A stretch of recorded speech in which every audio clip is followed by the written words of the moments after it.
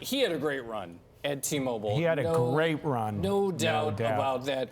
Before we talk about what he's going to do next, or maybe the future of T-Mobile, what's your summary of what he did specifically that really took the company to the next level?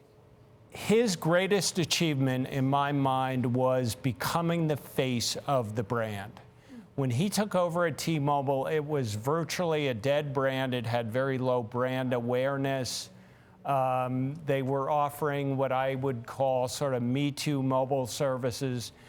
And he came in and he he upended the whole industry. He introduced what he called the Un-carrier plans, no contract service, and literally took to social media to become the face of this, what became sort of a consumer-friendly counterculture brand over the years. He's good at being a counterculture. He was great at being a showman. What about the COO who takes his place? Because to a certain extent, many are saying he was an ideas guy as well behind it. Was he coming up with some of these, some of the really novel ways of disrupting the market?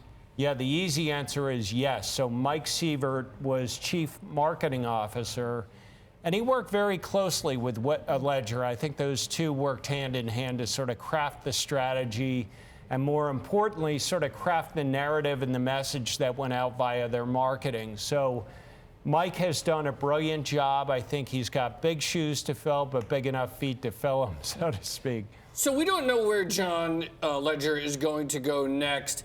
Given what he was able to do at T-Mobile, does it make sense for him to be at another consumer-facing brand in which the CEO plays? Because you have to imagine it more of like a B2B type company, that shtick wouldn't be as useful. So would you expect him to go to something again where he can sort of become the CEO/public face of the company?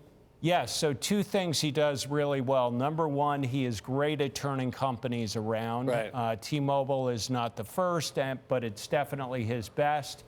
And number two, he owns social media. I mean, he really lives across a number of platforms. Show, yeah, you could hear it on the call today. Is that all you have to do to be CEO's tweet?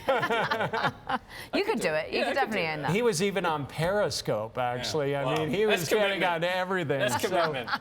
So my sense is, yes, a consumer-facing turnaround situation would be his best bet. But not WeWork, because he said on the call that he hadn't even been speaking to them. He said he is not speaking with them.